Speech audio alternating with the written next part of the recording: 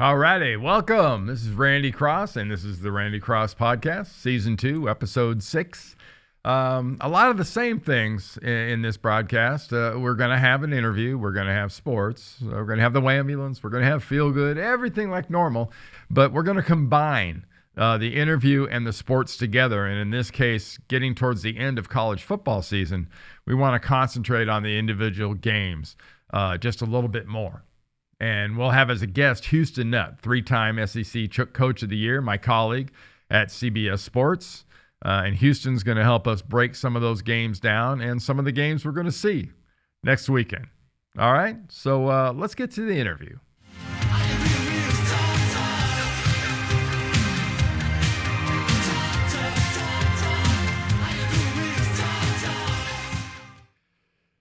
All right, joined now, as promised, by Houston Nutt, my colleague at CBS Sports, three-time SEC Coach of the Year. Houston, welcome.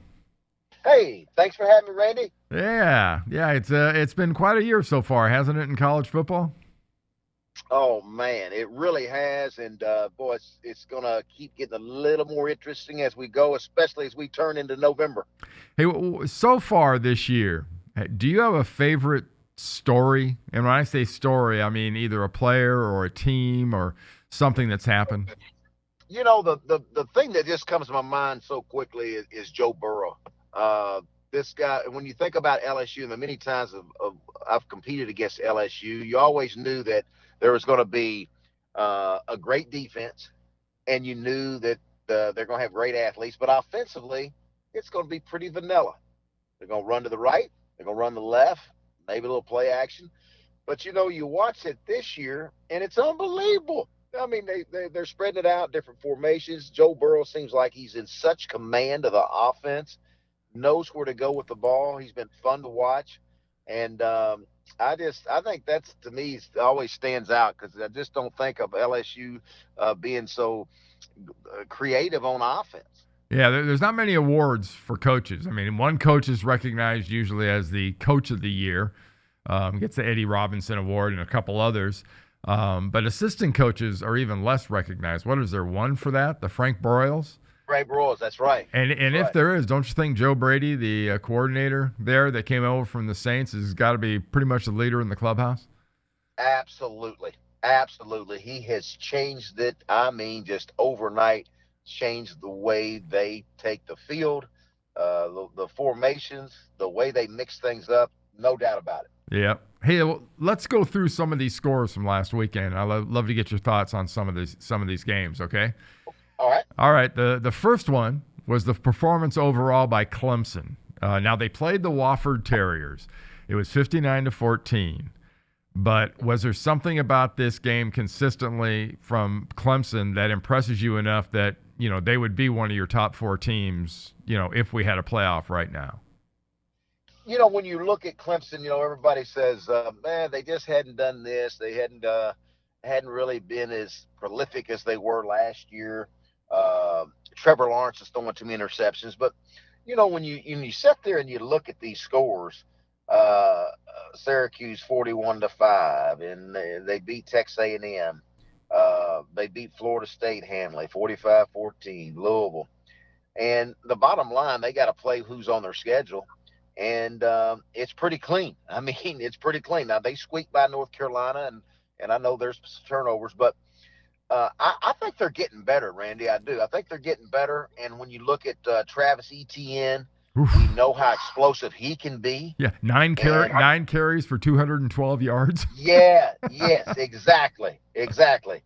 And so, you know he's a difference maker. And you just feel like Trevor Lawrence probably – little sophomore-itis early on, trying to force a few things. And you just know that they're going to be ready when times comes. And I don't see anybody stopping them on that side in their league. Yeah, I mean, they're going for their 24th win in a row this week. And they're going to come out of the ACC championship game, to me, this year, 13-0. I don't see any way that doesn't happen. The next game up is Georgia and Florida from last Saturday on CBS. What'd you take away from watching that one? You know what? I was really curious about this game, Randy, because I thought Georgia starting in South Carolina. In Kentucky, it was a rainy day. But if you go back to South Carolina, I thought, man, for the first time you saw, boy, Georgia looks like they can be beaten. And I was curious about the Georgia-Florida. Here's where I got to give a lot of respect to Georgia. I know how good the Florida defensive front is. Yeah. And I really thought they would put an enormous amount of pressure on Jake Fromm. But when you look at this game, he was standing tall and clean in that pocket. Now he had time. Yeah. And so I want to give the offensive line of Georgia, to me, that was the most impressive thing to me. You know, they have DeAndre Swift, and I love the leadership qualities of Jake Fromm. But like I said, if you look at South Carolina, you look at a couple of these games, a little bit, off. There's turnovers, interceptions. Normally you don't see that from him. But, man, against Florida, against a very good defensive front, I thought they protected well, had a great game plan. And then Lawrence Cager, this receiver about 6'4", 6'5", really had an outstanding game. And, I mean, Jake Fromm was putting the ball to him now. Well, Jake Fromm finally threw the ball 30 or more times and won a game. He was 20 of 30. He's now 1-5 when he throws 30 passes. Right. That's exactly. crazy. That's crazy. Yes. Hey, the next game we have up is Oregon and USC. And I know you guys review all these and you get a chance to see a heck of a lot of them. I was able to see a good bit of Oregon after I got home and on the plane Saturday night. I was really impressed with how Oregon just walked away from USC, at USC in all phases. I didn't think it would happen at USC. USC's been very good at home. We know there's athletes there. But I'm going to tell you, to me, if I'm a GM and I'm sitting there watching that game like you and I were, Justin Herbert, I got him way, way up there at the top. I love how he throws the football. He was 21 for 26. He was there's this one particular throw that comes to my mind. They're in the red zone, Randy, did kind of a flash fake, and he throws this skinny post to the left side, about a 15-yard, bullet. And it was just perfect through the eyes of the receiver, away from the defender. Mm-hmm. Man, I thought it was just, the accuracy and the footwork was just awesome.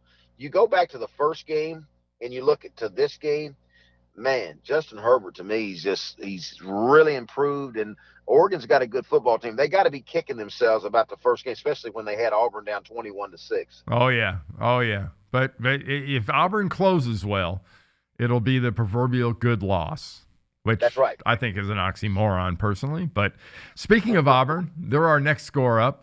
They played Ole Miss, one of your old haunts. They won 20-14. Bo Nix did not throw a touchdown, but he was 30 of 44 and looked very unfreshman-like. Probably had his best game of the year when you look at his numbers. And like you said, didn't play like a freshman. You know, he is a freshman, and it's been tough. They have such a good defense, and their defense gives them so many chances. They're going to be in every game, and especially against Georgia and Alabama, because of that front seven. And they just got to, not turn it over. But I tell you where they're fortunate. Unlike Carlson, the kicker, he usually doesn't miss, and he missed some chip shots. He missed some field goals.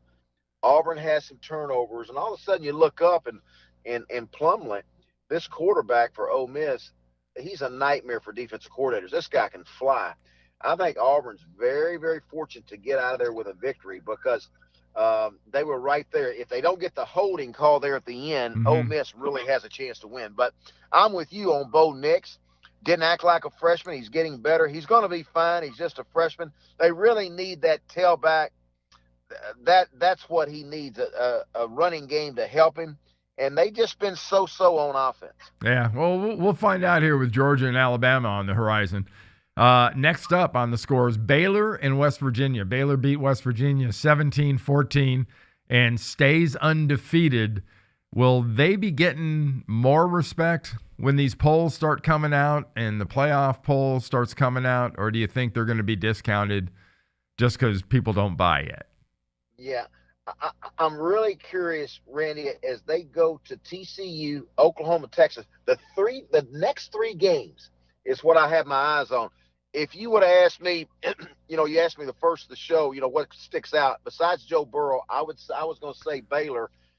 because it's been a great story. They've had a great ride, and they've turned. Remember now how far they've come from all the things and turmoil they had to go through.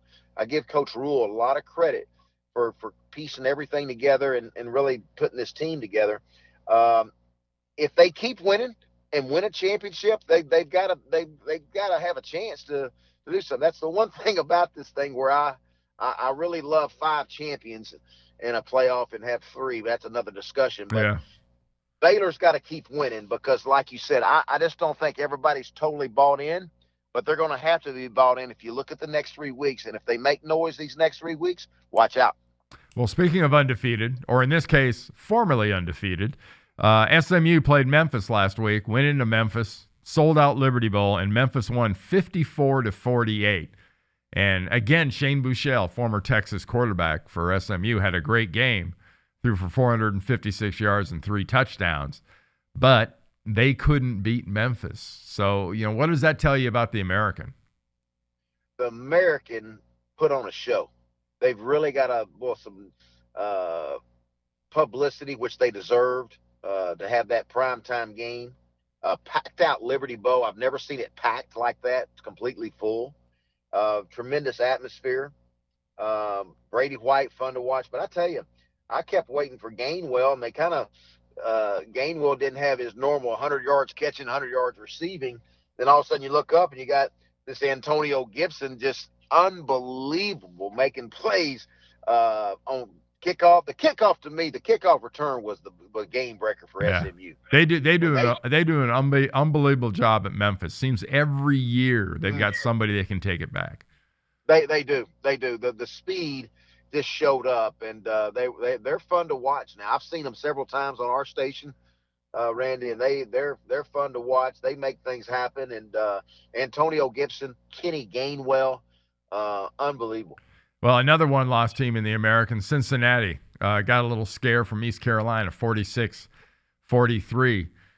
What do you think of the job Luke Fickell and them are doing at Cincinnati? Outstanding, just outstanding. They did a great job. We watched that game. That game was also on CBS Sports Network. I tell you, I didn't realize ECU had a quarterback like Holton Ahlers. That guy was, you talking about on the money, Randy. Yeah. He was putting that ball and scoring a lot of points, had some turnovers at the end, but that's where the defense, and that's where Luke Fickell, his personality, you can tell defensively, they're tough, they're hard-nosed, and then Desmond Ridder, the quarterback, does just enough, boy. He's a winner, and did some good things there to help win that game. That was a game that could have very easily been lost. Yep. That game, they stay with one loss in the American out there in the western part of the country. Boise State played San Jose State. Brent Brennan's doing a great job at San Jose State, but they just didn't have enough to take out Boise. Boise pulled away in the fourth quarter, 52-42. You're a former Boise State coach. What do you think of that team? He's had some injuries. He's lost his quarterback there, Bachmeier. Finally got him back. You can tell he's a little bit rusty, but they didn't throw as much. He threw it about 17 times, and but boy, they had the running game, and that's where Brian Harsin. I had the privilege to coach him. Brian Harsin is really a super coach, and he's a guy that's hard nosed. He wants to be physical on both sides of the ball. And he always wants to run the ball better than the opponent, and he wants to stop the run better. So I just love his DNA. I love the way he coaches, and he's doing a good job. And he's got to finish that group of 5 is going to be an interesting race here towards the end now. Oh yeah, absolutely. And by the way, for San Jose State or for Boise, George Holani had 126 yards rushing and 4 touchdowns. Another one-loss team and a surprise one-loss team out of the ACC, Wake Forest. The Demon Deacons 44-10 over North Carolina State. They've got Jamie Newman, their quarterback, back again, and he threw for 287 and 3 touchdowns. Do you think they're legit in the ACC? You know what? I do. I do. I've got to watch them the last few weeks. And, boy, they just keep winning. And I love what they do offensively. And you mentioned Newman. he does a good job when things, especially when things break down. He finds a way, to move the chains, and that's what you got to have. You got to have a guy that at the point guard position that's going to keep things going. You just can't block and protect perfectly all throughout the game. There's going to be 4 or 5 times where something breaks down, and that's where a guy like Jamie Newman makes it happen. And then on top of that, as you mentioned, he threw for 287 yards. So I do. I think they're legit. And again, as you look at their schedule, Clemson, Virginia Tech, and Clemson coming up. So I'm really curious about the Clemson game, how they stack up next to them. Yep. Yep. Well, speaking of Virginia Tech, they're next up in their game against Notre Dame. Notre Dame came back in the final, 5 or 6 seconds. Ian Book ran a ball in for a touchdown. Notre Dame beat them 21-20. This seems to be a luck of the Irish kind of week, wouldn't you say? There's no doubt about that. Especially that ball popped up. Look what I found. He runs it back 90-something yards. But, very fortunate right there. And I tell you, Ian Book is a guy that he's an athletic guy, really athletic, and they keep the RPOs and him with the read options. They mix things up very well. And, of course, he threw for 340-something yards. So, but when you have that, and hopefully you keep the running game, keep that improving, they got a chance. I like Notre Dame's football team, but I don't know. It's going to be hard for them with what all happened so far. Yeah. Yeah. Hey, before we get to the big games for this weekend, I wanted to get your thoughts on one other story. I had the Northern Illinois at Central Michigan game last week. And I don't know how well you know Jim McElwain, but this is a story not many people are talking about. They last year were 1-11. The only team they beat was Maine out of the FCS. Last week they beat up on Northern Illinois, and they're now 6-4, so they're bowl eligible. Is this one of those like +6, +7, +8 kind of turnarounds that somehow kind of slip under the radar? It does, and it shouldn't. And you hit it. What a great job Coach McElwain's done. And you could tell in the interview. I'm watching your game, Randy, and in the interview, when they interview Coach McElwain after the game, you can tell that emotion that he showed right there about his players. You just know the work and investment, and you think about what you just got through saying. Won one game last year, and now the turnaround. The investment and the sacrifice, man, it just means so much. And to build something like that, and now you're going bowling. What a great feeling! You can't wait to get back on the road and recruit. That's what it's all about. So you're exactly right. He deserves a lot of credit. All right, the first game coming up here for this coming week, 2 really big games featuring 3 undefeated teams, Penn State and Minnesota first. Penn State, number 5, also undefeated, so 4 undefeated teams.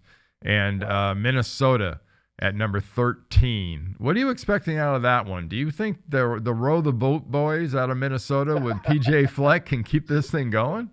Well, I think that's another story. That's got to be in the top 5 stories of stories. He's got it going. They're playing with a lot of confidence. I know Minnesota thinks they can win. I just think Penn State will be too much. I think overall, athletically, I think they'll be better. But I tell you one thing, Penn State better be ready. You're not going to just roll your helmets out there on this one. Yeah, Minnesota Gophers a little bit different. It's in Minnesota. So I know it. That's right. That's right. Yeah, that place is going to be going. They've been a fun story. They really have been. And the big game, CBS 3:30 next Saturday, is LSU at Alabama. Number 2 and number 1, or at number 1, or number 1 at number 2, however it works out. But either way, are you expecting to see Tua Tagovailoa back at quarterback? And is he more of a I don't want to say an excuse, but with that injury, if he plays less than stellar, isn't it kind of a built-in bailout for Alabama? Oh, yeah. But for some reason, Randy, I do expect him to be there. I've never seen anything like these surgeries that Alabama has on a high ankle sprain. They go and have surgery, and then all of a sudden you look out and they're right. I remember when Jalen Hurts and he went through it, or maybe Tua did And it again. Tua, yeah. Yeah. But so I expect him to be there. I really do. But you bring up a pretty curious conversation piece right there with him not playing, and that could definitely be used. But my gut instinct is he's going to play. He's going to be out there. I think he'll be pretty close to full speed, and I can't wait to see this one. Both defenses are not like the defenses of the past, and what I mean by that, maybe not quite as big, maybe not quite as fast. You know, when you lose a Dylan Moses, you lose a few people like that. Alabama's lost. Yeah. They're just not the same. But you know how well coached they'll be, and I'm anxious to see what they do versus LSU's offense. Then on the flip side, LSU's not as big and probably not as good in years past on defense. How will they handle those four wide receivers that are so good, that always create separation? I can't wait to see this one. Yeah, it's going to be something. Me too. I mean, my heart says Alabama, but I just got a sneaky suspicion this just might be LSU's year. I don't know why, but there's something about that team that just seems like it. It does, Randy. It does seem like that. This may just be the Cinderella year where everything's hidden. They're everybody's staying healthy, and Joe Burrow is just doing such a great job of commanding this offense and has such confidence. What a leader. So yeah. I'm anxious to see this one, no doubt. Hey, right now we have 7 undefeated teams, Houston. And my final question here for you is, how many do you think we'll have by the time they're picking playoff teams? I know we're going to go into the championship weekend with probably 4. But how many are going to be left standing? Can we have as many as 2? You know, I think we can. I think Clemson for sure. Mm-hmm. I think Clemson for sure. You know, Alabama and LSU is going to play against each other. We know that. Ohio State. You know, I think there'll be 2. I think there's going to be 2. Yeah, Clemson and Ohio State. Yeah, I'm with you. I'm with you. Hey, Houston, thank you so much for joining. Appreciate it. Enjoy your time in the studio this weekend, and I'll see you in the studio in a couple of weeks. Can't wait. All right, Randy, thanks. All right, thank you. Thank you so much. Yeah, thank you to Houston Nutt. What a great guy. And some good football stuff, so hope you enjoyed that. One more football note I wanted to leave you with. Yeah. San Francisco 49ers. I know we haven't done much NFL stuff lately because NFL gets all butthurt about a lot of stuff when you feature their teams and their entity. But I got to mention the fact that my San Francisco 49ers, as an alum, they're 8-0. My real alumni and my alum, my alma mater, is UCLA. And they're playing better, but not this good. San Francisco, 8-0, only undefeated team right now in the NFL. Congratulations to Kyle Shanahan, John Lynch, the York family, the whole group. It's been quite a thing to see. And you got to finish things off. All right. Next up, the Wahmbulance. You better grab your blankie and just squeeze it real tight.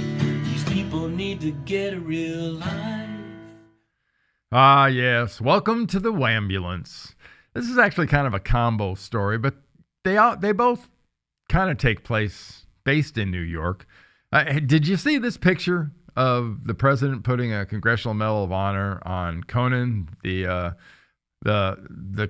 dog from the Delta Force squad? It was pretty crazy what happened because the New York Times lost their mind. And obviously it's photoshopped, and not photoshopped particularly well. Here's the original photo of the Congressional Medal of Honor being awarded. But the point was, President Trump tweeted this photo of the dog, kind of to recognize the dog, and it's a big deal. And, got rid of the Congressional Medal itself and put a little paw there at the bottom. Sort of cute. But the Times lost their mind. But it did give a lot of people some lead-in to funny stuff. And Saturday Night Live had a little fun at the expense of this story. And now it is my pleasure to introduce a very special guest, the hero who took down the leader of ISIS, Conan the Canine Commando. Yes, and he's joined by Special Forces Canine interpreter Dana Graham. Hello? And you can translate everything the dog is saying. That's correct. I have a master's degree in linguistics from Dr. Doolittle University. So we're going to take a few questions, and then Conan's going to meet with President Trump to explain the situation in Syria. Yeah, you, ma'am? Hi, Conan. Thank you for your service. It is my honor. I do this job for 2 reasons. 1, I love my country, and 2, belly rubs. I just wanted to ask, Who's a good boy? Are you a good boy? Are you my good little boy? By the way, it's not a German Shepherd. It's a Belgian Malinois. Pretty amazing dogs, and they're not pets. They are not pets. They're amazing animals that are highly, highly trained. So get a German Shepherd. Do not get one of those because you won't know how to handle it and it won't end well. Speaking of not ending well, and also in New York City, the second part of Wahmbulance, did you see this story? How about this? The NYPD car covered in trash. The people that live there in that area thought that was funny, and just another upon other incident here where lack of respect and I think just no class against the NYPD. But check this out. An NYPD vehicle deliberately covered in trash Halloween night in Brownsville. Listen as a small group of residents laugh, some of them taunting 2 officers. One is heard in this cell phone video saying trick or treat followed by a slur. And this. Police get trash. Oh man, this is crazy. Look at that. The officers showed restraint as they cleared trash-filled boxes, broken eggs, and other rotting food. A lot of people call 911 in this neighborhood. Yeah, he's got a pretty good point though. It is kind of holding them up. And they do get called 911 a lot. I don't mean to go all Ghostbuster on you here, but seriously, who are you going to call? When things go bad and then you're going to complain you didn't get fast enough service? I just can't. This drives me crazy between the lack of police and lack of respect to police and everything else that goes on around it. This is so totally uncalled for. And it just shows you where kind of we are in a lot of parts of this country. And it's not good. But, hey, sport boy, stay in your lane. I get it. Okay, no problem. Let's go to the feel-good story. That's kind of my lane. This is the good news. This is the good news. Well, I saw this news story. It really stood out to me. And, I got to commend CBS News. They do a whole series of these on a regular basis. And they are really feel-good stories. And just to give you a little background, this is a story about a horse. It's not a dog this time. It's a horse. Kind of acts like a dog. But this particular horse was hit by a train and had some pretty severe injuries. And he was being rescued, or he is rescued by this group that has a really good sense of humor, because you'll notice during the course of this video coming up here, his name is now Caboose. But roll it. We got a call from the police that a horse was hit by a train, so we're on our way there to get the horse. Well, hi there. See blood on the front legs. Hey, sweetie.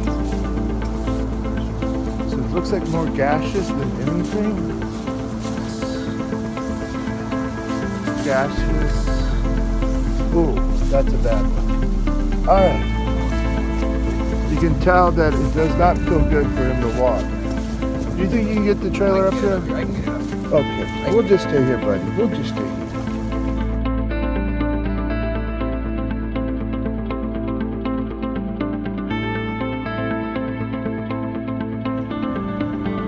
Unfortunately, this trailer is so small that he's freaking out because it really doesn't leave him any wiggle room. plane tower and it's supposed to be so high because he just got hit by a train because he's taking all this like a champ. Yeah. Poor guy.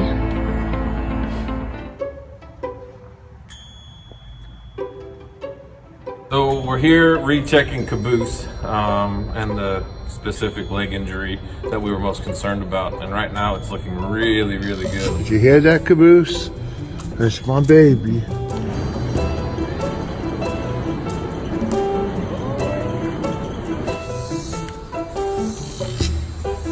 Caboose has come a long way. You know, I thought I was going to lose him, and now he has his yard. And he's very happy. He's so loved. He's kind of a miracle. And I think together we're going to do a lot. Yeah, it's a great story. Fantastic story. And good luck to Caboose. Good luck to all of them there. And God bless you. There are a lot of good people out there. That's why we have so many feel-good stories. Hey, want to really appreciate you joining us this week. Want to remind you where to find us when it comes to social media. It's YouTube, Facebook, Instagram, SoundCloud, iTunes, Twitter, gruelingtruth.com, barnburner.ca, or randycross.com to find this podcast. Hope you enjoyed it. It was a little bit different. It was a little longer, too. But, hey, as always, we're going to end this with a little football. Happy trails.